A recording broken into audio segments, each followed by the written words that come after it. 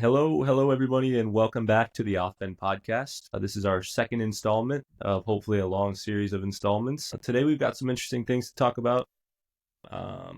Some things in recent industry headlines, some things that have happened, some movies that we've seen, and then, some teasers of what's to come and some ideas we've had for this podcast and some things that we think everyone will be really excited about. So, yeah, let's go ahead and get into this. As usual, I'm Hayden. I'm here with Carson. We're your co-hosts on the podcast. And yeah, so let's dive into some major industry headlines. Firstly, obviously, since our last episode, the Oscars happened. We thought it would be a good idea to dive in and talk about some of the winners of the different Oscars awards, give our takes on them. And I'll just be straight up about this. We haven't really seen a lot of the things that got awarded.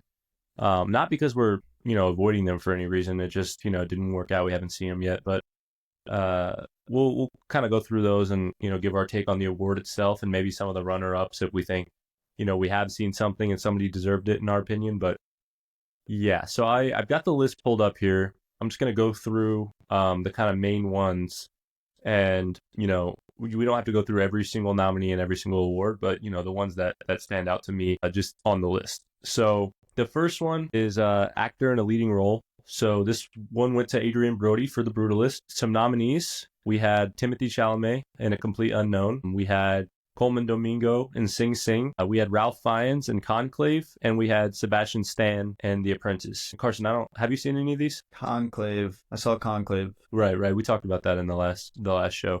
Yeah, I've seen clips of Conclave. That looked good, which is it's terrible of me to sit here and talk about him when I haven't seen him, and I'm not going to pretend that I know everything there is to know about him. But I will say, I've heard really, really great things about The Brutalist. I really do want to watch it. It's just one of those things where life has been so busy lately, it's hard for me to find time to sit down for a 3-hour movie.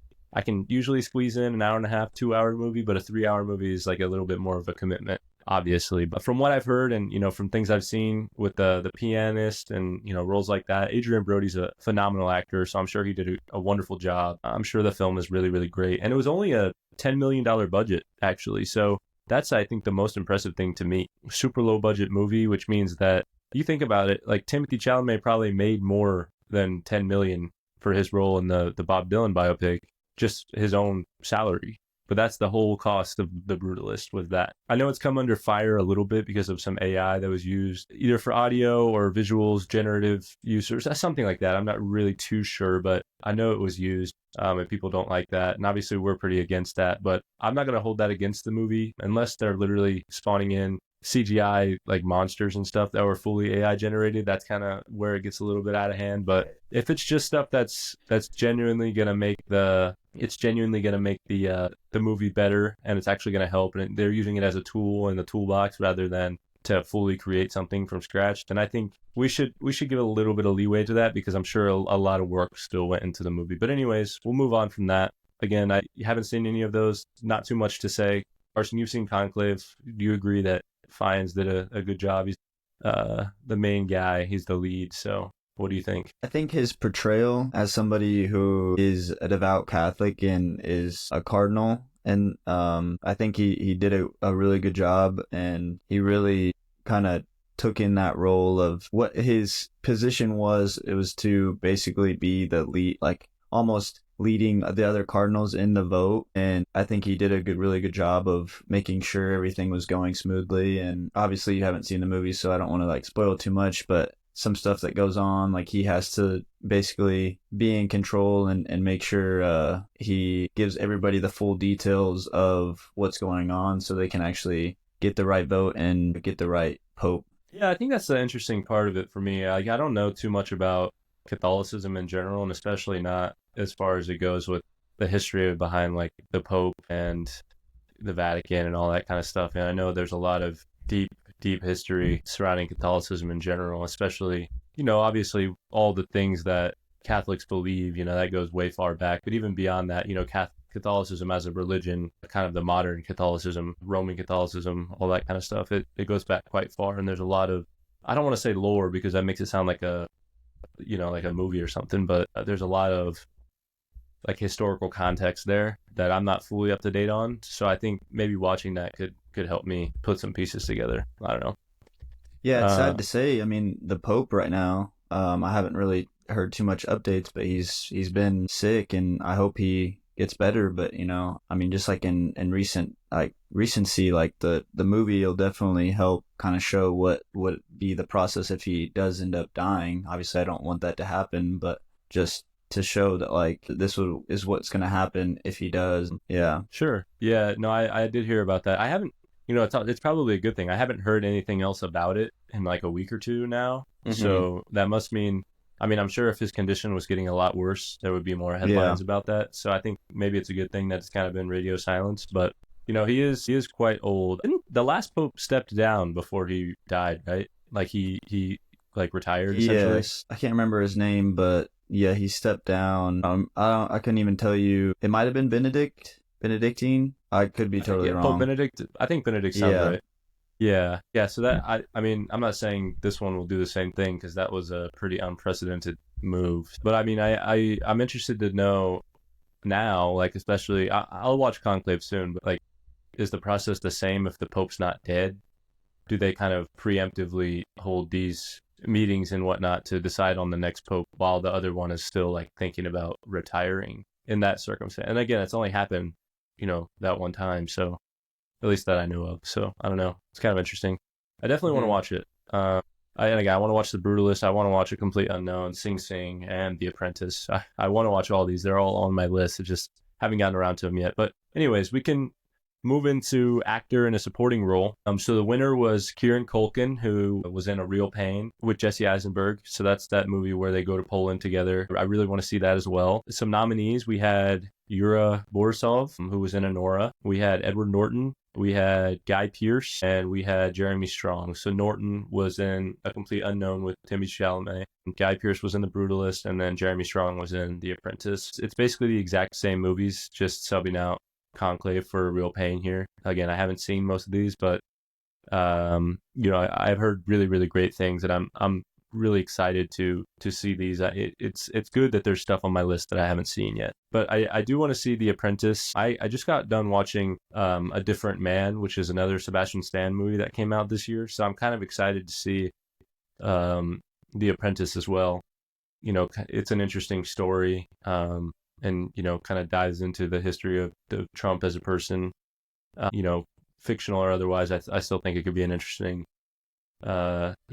viewpoint, perspective, and whatnot, because the guy's like 75 years old. We're much younger than that. So when he was in his heyday, we weren't even a conceived thought. Our parents did not even know that they were going to have children yet. So there's so much that was in the public eye then that, we weren't growing up within that media cycle, and we didn't really get to hear all that. We just kind of get to hear what's going on now, which is obviously extremely politicized and whatnot. Maybe we're not getting the full picture. Regardless, I think the movie could be good, and it has Jeremy Strong, who's one of my favorite actors as well. He does a brilliant job in Succession. He was good in The Gentleman movie. But yeah, I haven't seen any of these. I don't know if Carson, you have any more thoughts? Have you seen A Real Pain or no? No, I was gonna say Sebastian Stan in the Apprentice. Like I feel like he almost brings that like realness to it. Like he has the same like mannerisms that Trump has, and he kind of has that same tone of voice. Just from the trailer, I haven't seen it, but just from the trailer, I feel like he definitely did a really good job portraying him. Just kind of interesting to see how an actor would do that. But yeah, that's all I really have because I haven't seen any of those movies. So yeah. And that's fair. Like, I think, I was watching the trailer too. And I watched a video that had like some side-by-side comparisons of like old videos of Trump when he was around, the age that it's filmed at. I'm not even really entirely sure what the movie's about. Obviously, The Apprentice was Trump's like reality show or whatever. Again, that kind of predates me. I didn't really watch that at all. I know the whole "you're fired" shtick or whatever, but I'm not entirely sure what the story of The Apprentice is. But no, I think from what I've seen, Sebastian Stan did a really good job becoming the character, and like you said, adopting his mannerisms, the way he talks, the way he walks, his like weird hand thing that he does, and the look too. I mean, genuinely, he captured, like, I saw side by side photos. He looked similar to what Trump looked like back in the day. Yeah, and I'm pretty sure this movie dives into some of the controversies surrounding Trump as well, and sheds light on that. Maybe some things that are lesser known to the general public, the bad side of things as well. It keeps an honest perspective and take. So I think it's good to have media like that in a world where everything can be sunshine and rainbows. Sometimes you got to shed light on real issues, and there's a time and place for that though. So I think it's a good movie to put on my list to watch. It's definitely up there. Right now at the top though, for sure, has got to be like Anora and The Brutalist. I really want to see those pretty bad, especially after this award cycle. But moving on, we got actress in a leading role now. This one is why I'm so excited to see Anora. Mikey Madison won the Oscar for actress, lead actress, obviously for Anora. And then for the nominees, we had Cynthia Erivo, Carla Sofia Gascon, Demi Moore, and Fernanda Torres. So obviously Cynthia was in Wicked. Carla was in Emilia Perez, which I haven't seen. Demi Moore was in The Substance. I also haven't seen that. And then Fernanda Torres was in I'm Still Here. Haven't seen that. So again, haven't seen any of these movies. I really want to watch Anora. I've heard good things about Wicked. I'm not a huge musical person though, so I'm not sure I would be able to sit through it because it's pretty long. And again, kind of the same thing as The Brutalist. That's like a major commitment. I also really want to watch The Substance. I know it's kind of like a weird, grotesque body horror movie, but something about those kind of movies always like draw me in. I don't know. Like I'm not a huge gore person. I mentioned like I really don't like watching people die on screen, especially in brutal ways, but I think there's a lot of cool like things you can witness like effects wise and a lot of hard work that went into that kind of stuff. And I think you can really appreciate the art side of it. So while it may not be the most pleasant thing to view, I think it makes you a little uncomfortable, So yeah, I guess you got any thoughts on those 5 movies? Again, it's like most of them we haven't seen. The only thing I kind of wanted to bring up was I saw something, I don't know how true this is, but I saw that the producers of Anora spent more money on trying to win the Oscars than they did on the film, which I know they won a lot for the movie. Like as you said, the best leading role. Yeah, it's just one of those things that like they really wanted to win these accolades for the movie. So they really spent a lot of time and effort trying to get it. It just kind of shows you just what people can kind of put their minds to in the sense of in film, and it's really cool to see that they spent more money on that than in the film. So yeah, that's all I really have because what were the other movies again? I don't think I even really saw those. We got Wicked, Emilia Perez, The Substance, and then I'm Still Here. Yeah, The Substance was Demi Moore, right? Yeah, the only really thing I saw about that was Conan was the one who did the Oscars, right? He had that intro scene where he came out of Demi Moore's body. I saw like the behind the scenes footage of that. That was pretty funny. Did you see that? I haven't seen that. Yeah, it was him climbing out of her body, and then he lost his shoes, so he had to he went back inside to grab it, and then just really stupid stuff. But yeah, that sounds weird. That's all I've really seen of the movie was that clip of her in the bathroom, I guess. Fair enough. Yeah, I think I know what you're talking about. I think I saw that same clip. Yeah, I don't know. I'm interested in watching it for sure. I've heard good things about it. I forget the name of the director. I think her name's like Caroline. I want to do her justice here. Let's see. Name dropper, because I think it is a good movie. Yeah. Coralie Fargiat. She must be French or something. I really don't know how to pronounce that. I'm sorry for butchering that in advance. But yeah, I think she deserves props, man. I don't know the budget exactly, but 18 million budget, so not bad. It's not a super expensive movie, and she was able to do some really great things with it. And obviously the cast: Dennis Quaid, Margaret Qualley. I'm sorry, I'm terrible with the names. And Demi Moore. I think obviously that's a promising cast, and this is also one that's pretty high on my list. And yeah, the director is French, so I'm not a French speaker. I don't really know the conjugations of how I'm supposed to say these words, but I'll leave it at that before I offend anybody else with my terrible French pronunciation. Moving on though, we got actress in a supporting role. So we have Zoe Saldana, Emilia Perez, Monica Barbaro in A Complete Unknown, Ariana Grande in Wicked, Felicity Jones in The Brutalist, and then Isabella Rossellini in Conclave. So Zoe Saldana took home this one for her role in Emilia Perez. I'll be fully honest and transparent. Emilia Perez flew under the radar for me. I didn't even know when people were talking about it on the timeline, like on Twitter. I thought they were talking about like a person, like they were like hyping it up. I was like, who were they talking about? Who is Emilia Perez? I don't know what this means. And then once all the Oscar buzz started happening, and then I think there was some controversy with one of the actresses in the movie. She said something offensive or something. That happens like every week now. So I'm sure, the headlines are buried by now. But yeah, Same movies really. Conclave, Isabella Rossellini. I'm not sure what role she played. Do you recall? I don't know. I'm trying to think. She's like an older woman, Italian. She She's might got have like been one of the short. nuns. That would make sense. Um, I can tell you her name here in the movie. Sister Agnes. I mean, that's really not ringing too much bells, but I can't really speak on her role. The only thing I can really think of there is a certain point where the one guy who's in charge, I'm like blanking on his name again, he like sneaks into the old Pope's room because he's like trying to do some investigating because, like I said, he's trying to give a bigger picture of what's going on, and something had happened where somebody's like basically dirt like from 30 years ago had kind of come to light, and he was trying to figure out like what is actually happening. And she's like, so they have to seal the room after he passes away so nobody can go in there. And he ends up breaking the seal so he can get in to investigate because somebody had said that the Pope told him to do this or whatever to bring. It's like I'm really not trying to spoil it for you because there's something that has happened to where they bring like a nun on to the Vatican, and basically it sheds light on one of these other cardinals, and people were voting for him to become Pope. And once like they shed the light on what actually happens, he doesn't get voted in. But yeah, the one in charge is trying to figure out how she actually got there, and it ends up that the Pope did order somebody to like bring her. It's one of those like kind of sketchy scenes where he breaks into the Pope's room, and I think that's who spots him. But yeah. Interesting. Yeah, it seems functionally similar to like a political thriller kind of thing, where it's like this whole secretive event, and it's like a enriched by tradition, and it's gone back like a number of years, and it's like embedded deeply in the societal undertaking that comes with something like a religion or a political or a government or something like that. It feels similar in a way, the way that you're describing it.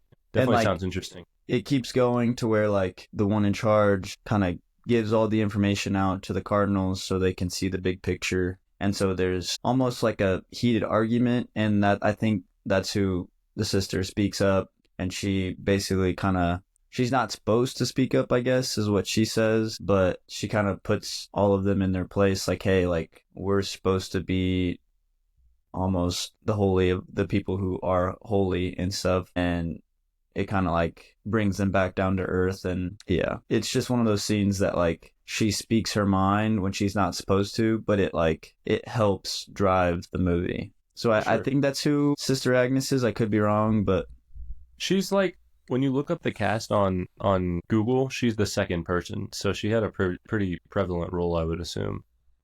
But yeah, no, that's good. I definitely want to see it, but in the interest of not spending too much more time on the Oscars, let's rapid fire a few of these. And so I'll just go through the winners of some other big sections. So Flow, the animated cat feature film, won the animated feature film Oscar. Haven't seen it, but I've heard great things about it. Animated short film, the winner was In the Shadow of the Cypress. Cinematography, The Brutalist cinematographer won. Costume design, Wicked's costume design won the Oscar. Director, Sean Baker, Anora. And then editing, Anora. Anora's editor, Sean Baker, I guess. I doubt he was their editor. He was their director, but interesting. Okay. Makeup and hairstyling, that was The Substance. Music was The Brutalist original score. And then Best Picture, the one that everyone really cares about, that was obviously Anora. So, there's a few other ones in here, but I think we should move on to the next topic here and make sure we get to cover all of our bases without keeping everybody for 3 hours here. The next thing I wanted to talk about was there's a headline with the Russo brothers. Now, they kind of started rising in fame. I mean, they were around, but they kind of started rising in fame when they directed Captain America, Winter Soldier, widely renowned as one of the best Marvel Universe movies. They followed that up with Civil War, and then they followed that up obviously with Infinity War and Endgame. They recently announced that the two of them are launching a high-tech studio focused on integrating artificial intelligence to empower artists. They're backed by a $400 million investment from a Tokyo-based gaming company, Nexon. So essentially their goal is to develop AI tools that facilitate transmedia storytelling, meaning they're kind of allowing for the use of digital assets to be utilized across film, games, and other media. So, their whole mantra is they really emphasize enhancing, not replacing creativity. Just off the dome, I'm interested to hear your thoughts about that before I give mine. I mean, I think we kind of agree, like, in the sense that AI should be used as something that can help boost like a project, but it shouldn't be the solution. I think if they use it in that way, then yeah, it'll be popular and might like grow to other studios. But I think there's a fine line in wanting to create more that like it might take away from what should actually be produced. I don't know. It's hard to kind of figure out where's the line, but I'm interested to see kind of what they do and how they figure that out. Yeah, for me, it's like, it's no secret AI is rapidly growing and becoming more useful and intelligent. But I think it goes back to my point that I made in the last episode, right? It can't create new things, at least not right now. It has its subset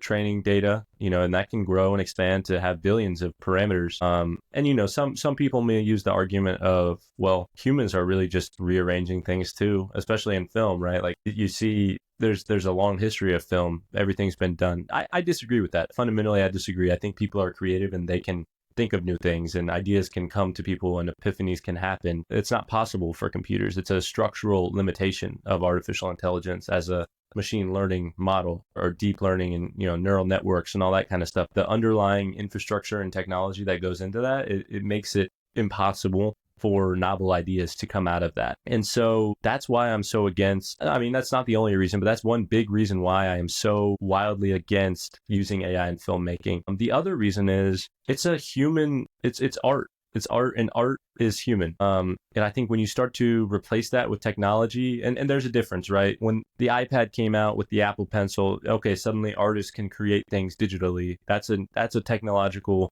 enhancement or empowerment to the artist. But when you bring up a chat interface and say, hey, create some computer graphics that I can put in my movie, and it just does it all for you based on some natural language prompting, okay, sure, you made it for a lot cheaper, but you really replaced somebody's craft, and surely in a much worse way, because AI is not, and you see this across other industries, right? Like in software development, AI can write code, but is it good code? No, it's usually not. And it usually requires, like, if you're going to do anything in like real production environments, you're going to need a real developer to look at it. And I think that's the same way I would apply to film, but even more so, like I said, art is human and film is art. So therefore film is human at its core. And you're not going to be able to evoke the same emotional feel for storytelling and the human characteristics that really you need to put into an output of a film. It's just not, a computer's not going to grasp that. And it's not going to, at least not right now, unless there's some significant technological leap that happens soon. It's just not going to happen. And then,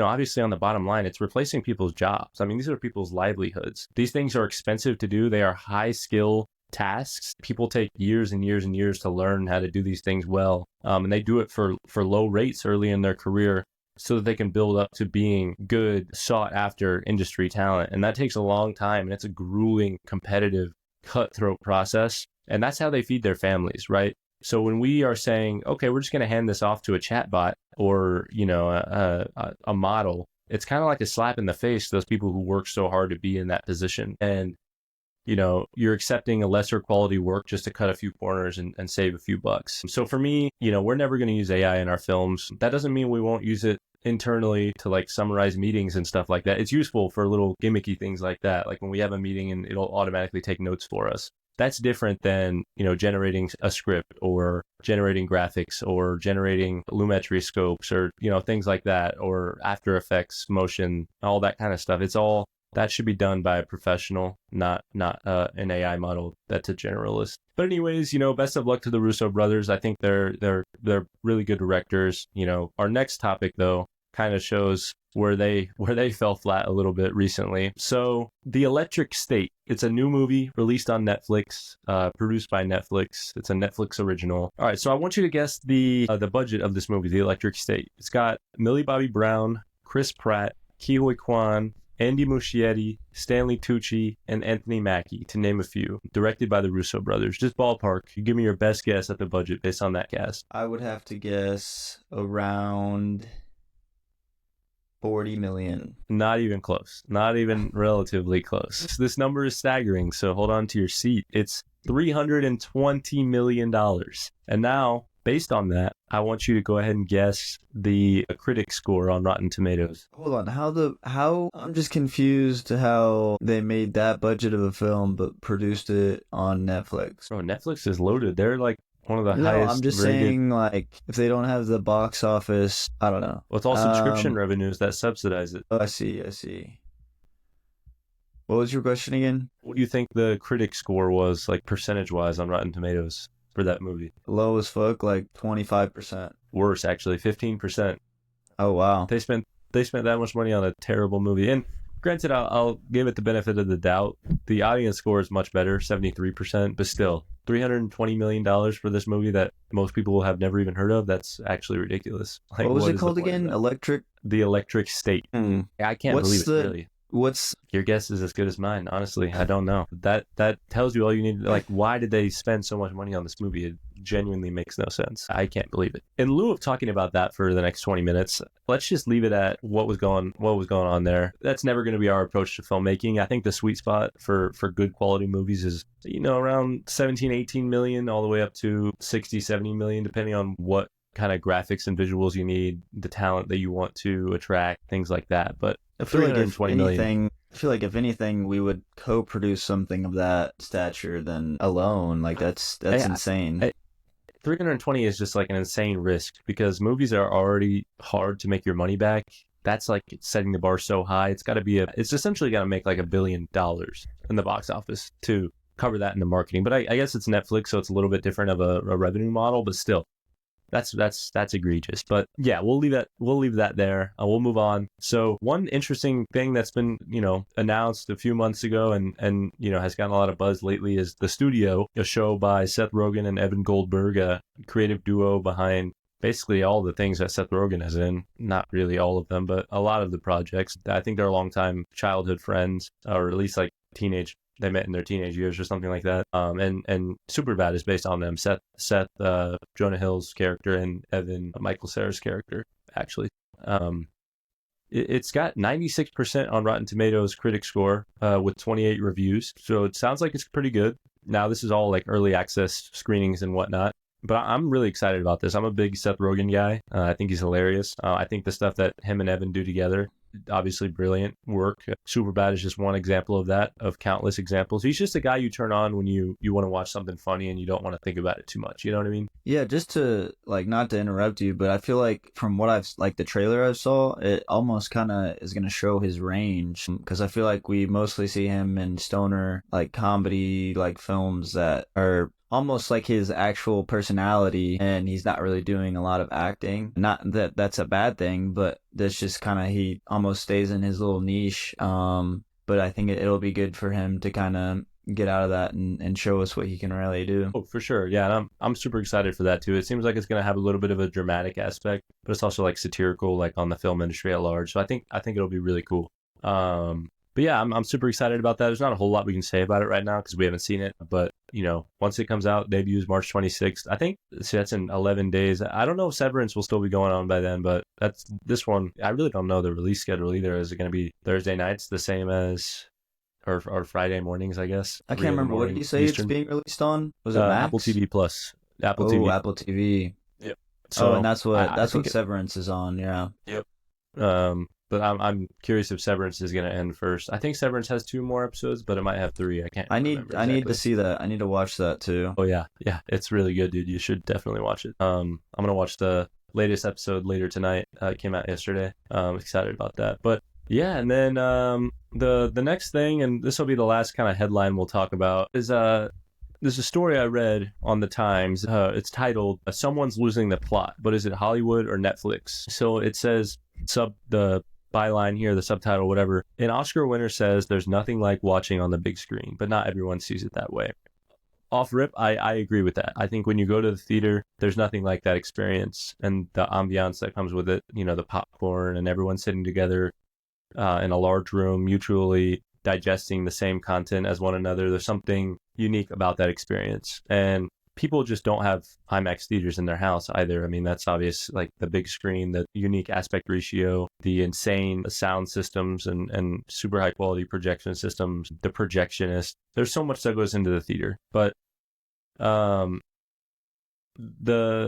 Sean Baker, the director behind Anora, he kind of delivered a battle cry for the cinema. And a lot of it had to do with the short stays of movies in theaters, like the theatrical runs. And you know, every couple of weeks, it's like a movie comes out, and then 2 weeks later, you can rent it on Amazon at home and watch it. So like, what's the point? I think we got to have longer theatrical runs, and I totally agree with this. And that's kind of the purpose of this article. But it's kind of what he says, right? Like, the premiere and everything is like an extravagant celebration, but the real magic is happening with the audiences nationwide that are going into the theater, buying tickets or using their membership to get tickets and going and watching the movie. And then, you know, something like we used to do, going out in the parking lot or the lobby of the theater with their friends and talking about what they just watched. I think like when you're actually in the theater, it kind of forces you to stay off your phone.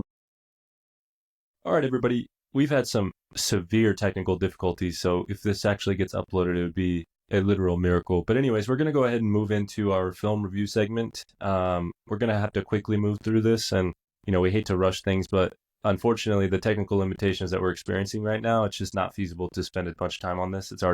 We've been recording this for quite a while, and it has not been cooperating with us. But anyways, we're doing 2 films this go around. Those 2 are Mickey 17 and Novocaine. I'll go ahead and give my reviews of each, and then I'll pass it off to Carson, and then we'll go ahead and wrap this episode up. Again, I deeply apologize that we didn't get to do everything we planned to today.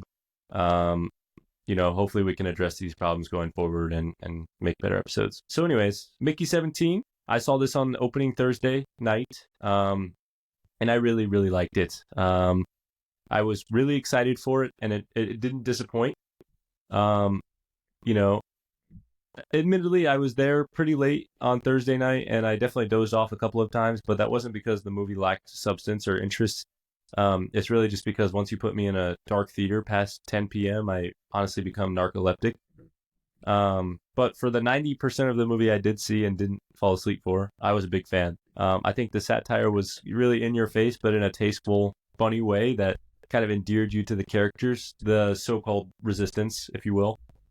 The subplot with Timo and the creditors that were chasing him, that was hilarious. I love Steven Yeun. You know, he's awesome. And overall, this movie is a ride. It's got really stunning visuals, a really fun cast. I'm not a huge Mark Ruffalo guy. His character in this movie was easy to hate, so I think that was in line with my... I don't hate Mark Ruffalo. I'm not the biggest fan. Anyways, it's a fun watch. A satire of the state of the world, capitalism, everything packaged into a blockbuster with a bow on top. It is kind of ironic that it was a satire of capitalism with a $118 million budget. But whatever. And then the creepers, man, I want one. Those things were awesome. The little mini guys. And then there was a scene in there where they were making a loud ass like shrieking noise that I didn't like that very much. But yeah, I'll pass it off to you, Carson. You can give your review of Mickey 17, and then we'll move on to Novocaine. I think the main thing I liked was how each Mickey had a different personality. I think it really brings a like humanistic reality to each Mickey, even though they're like different clones. And I liked how Robert Pattinson really like portrayed the ideal of how death is scary. Even though he knew he was going to get reprinted, he still hated the fact that he would die. And then obviously it was a different feeling when the multiples, and he knew that once they both were killed, that it would be a totally new Mickey that was going to be reprinted. And I also kind of like going again, like with the capitalistic ideals, just it made sense how Mark Ruffalo's character was in love with power. He was that political leader who didn't cut it on Earth, so he decided that he was going to go create his own society on a different planet. and definitely some symbolism of nationalism and that kind of white, almost like a pure society in their eyes.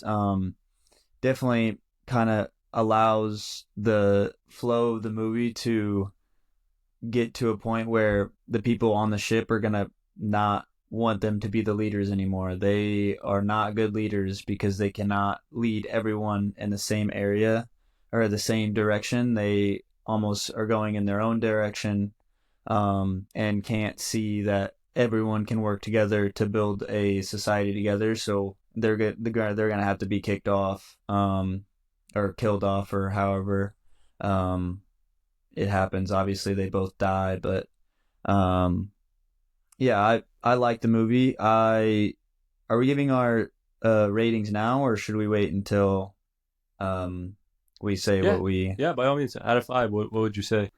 I told you I definitely liked it more than the other movies, so I'm gonna have to give it a high 4.1. I feel like that's a really good Yeah, no, rating. that's good. There are obviously areas of improvement, but nothing that I think like I could say that it's a bad movie. It was a great film. I would definitely watch it again. Obviously not right now since I watched it 2 days ago. So yeah, let's move on to Novocaine. Yeah, I gave it a 4 out of 5 stars, but I would also say it's probably closer to a 4.5, more like a 4.2 or 4.3 or something like that. I really enjoyed it as well. But yeah, we can move on to Novocaine. I just saw this one a couple days ago. This movie's a ride, man. I'm all here for the Jack Quaid surge to leading man, and in our 2 podcast episodes, this is our second Jack Quaid led movie that we are reviewing here. Out of 5 total movies, 2 of them are Jack Quaid movies. But this movie has it all, man. It's got humor, really violent action. It's got love and friendship and police chases and twists and turns and all types of stuff, man. It's a really fun movie. $18 million budget shows that you don't need a exorbitant $320 million to make a good film. Jack Quaid put his all into the performance, the stunts, the choreography, all that kind of stuff was really great. They really didn't waste any potential of the character not feeling pain either. They put that to the test. Damn, there are some gruesome injuries that he sustained. But this was a super enjoyable, fun story. It's very evocative of why I continue to go to the theater for stories like this, where it's not, another cog in the corporate machine so much as it is just a one-off, fun, original movie, kind of like Nobody or movies like that, where it's like just a guy just beating shit up. I can watch that shit all day. I love it. I'll give my rating for this one. I gave it a 4 also. I would say it's like a 4.1, 4.2 probably. I might maybe like Mickey 17 a little bit more, but I really did enjoy Novocaine. So, yeah, what did you think? So I'll give just a couple details. So the one thing I liked was how in the movie there are parts where the characters Nick and Sherry have to act in, like, they're acting, but also they act in the film. For example, the scene where Sherry is acting at the bar, kind of like talking, flirting with the bully, making it seem like she was interested and intrigued in him and wanted Nick and him to kind of bury the hatchet. But then she ends up making him drink the hot sauce and as a shot, because him and Nick both take a shot. But Nick has he can't taste it. He can't like have the You mean feeling Nate, of right? pain. Is it Nate? I Yeah, thought it it's was Nate. Nick. Nathan Kane. No, it's Nate. Okay, Nate. My bad. No, you're good. Any, Just making sure we're talking about anyways, the same person. Nate can't have obviously he can't feel pain, so he doesn't know that it's anything different. He just takes the shot, and then the other guy starts almost having like a panic attack because he's like, what is that? But and then the next scene, the next thing, where Nate is being tortured, he has to like act out that he's in pain because he can't feel the real pain. Um, Right. and I bring these up. I Oh, it's bring this up, and hilarious. I liked it because it didn't feel awkward or unrealistic. And sometimes when that happens in films, it like the actors can overdo it, and that just wasn't the feeling. Like they really kind of portrayed that realisticness of somebody who has to act in real life, even if they're not an actor. Um, and then I loved Jack Quaid. He was awesome. He, like I said, he felt realistic throughout the whole movie. I think his like dialogue really helped with that, but he carried. Like I think he had a lot of subtle, new, kind of like facial kind of movements that helped his character. Um, and he really acted his heart out. And one thing that I didn't like about the film, this is just a critique of the characters, not really of the acting, was how sloppy the detectives were.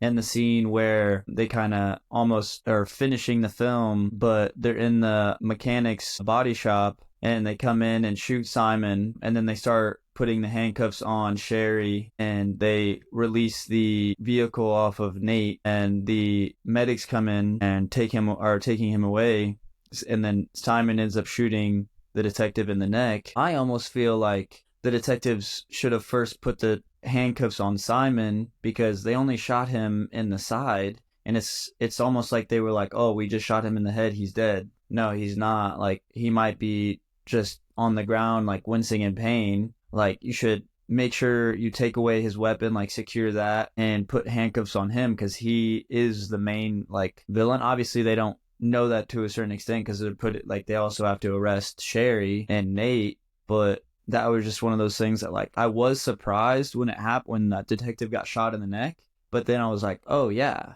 he only got shot in the side, like he's not dead. But obviously I don't, like, that's not something I want to take away from the film. Like, it was a fantastic film. I think I would give it almost the same rating as Mickey 17, like probably around a 4 mark. It was awesome. Like, I really felt like the characters were real, and they really brought like those characters to life. No, yeah, I agree. There's a lot to be said about, when you can make a quality film like that on a smaller budget. And I think there's a lot that can be attributed to just the craftiness of the crew and the technical team, but also the actors and the performances they were able to give. But yeah, that's the two we're going to review for this week. We got one on the books for next week, but we're not going to tell you guys what that is yet. Or not next week, but the next episode. Looking ahead, so we're going to start a new segment starting likely in the next episode, where we're going to have one of our other team members at Offbend, Marshall, who is our co-head of production. He focuses on the operations and logistics side. We're going to bring him on for an episodic segment where he'll come on and kind of discuss high stakes and the production process for our first film, everything that's going on, all the latest with that, and what it takes to build a studio from the ground up. I'll give you guys an inside look, a little bit more about us in the future episodes, so that'll be really fun. And then some things I wanted to tell everyone about. So we do have our shop.offbend.com. You can get cool pieces like this high stakes corduroy cap right here. This is the official logo of the film. Then we also have a few other collections of items as well. If you want to help support us and rep us, we're really, really thankful for any support we get. And it is really, really helpful for us to be able to continue doing the things that we're doing and pushing to make the film industry a better place, truly, for everyone involved. It's much easier with good support. And then also we have a membership, the OB7 membership from Offbend.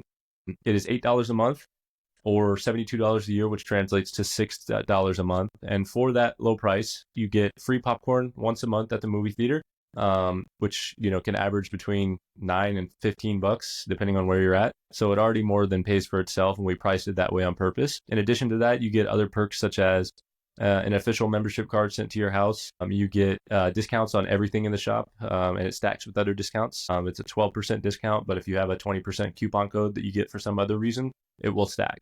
It would be all of that combined instead of just the 12% or just the 20%. And then there's, you can vote on our future projects. You can be in our exclusive Discord for members where we, release behind the scenes content, things like that. And then, in addition to that, you can be on our close friends Instagram, where there's going to be some cool things that we're doing with that as well. We're going to really take the membership seriously, and the community that we build with that. We're going to really try to introduce some cool things as time goes on. So if you want to get in early, and be a part of forging that community and be a a key person, integral, and helping us build that, then we'd really, really appreciate that as well. We're super thankful, again, like we said, for any and all support that we get. And these are just two things that are really going to allow us to further expand our scope into the film and TV industry and really make a mark there. So yeah, that's my closing remarks. Thank you everybody for listening today and watching if you're on YouTube or Spotify. Again, I know this wasn't the best episode quality that it could have been. Technical limitations make things a little bit difficult, but yeah, I really appreciate the support. And, as time goes on, these episodes will get significantly better as well. We're planning to upgrade all the equipment, audio equipment, and then, hopefully we can get Carson a new router or something, because his current one is not cutting it, let me tell you. This hour-long episode took 3 hours to record. But anyways, I'll let Carson say his goodbyes, and then we'll wrap it up. Thank you. Yeah, just if you made it this far, thank you so much for being a listener. We really appreciate it. Like Hayden said, every little thing helps, and you just continuing to support us will help go a long way. And hopefully you are already on our journey and continue to help us grow. So thank you all. Yep. And yeah, thanks everyone. And that's it for us. Signing off.